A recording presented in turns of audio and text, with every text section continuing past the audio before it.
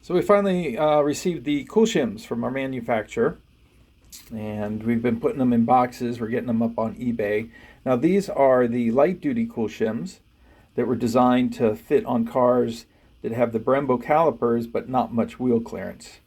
So specifically, they fit these cars, the Evo, the STI, some of the Mustangs, the BRZ, Civic Type R.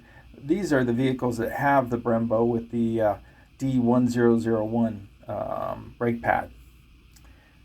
So open up the box. Exciting here. You get a couple of stickers for your car.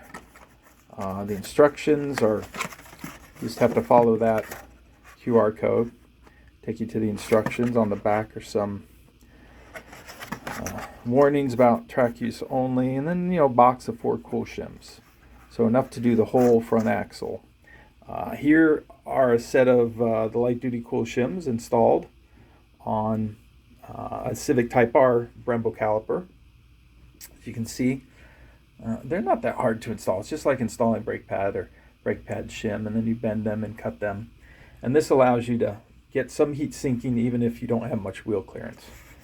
So, like I said, these are going to be going on to eBay if they're not there already, because you're watching this video later or after we've actually posted and started selling them.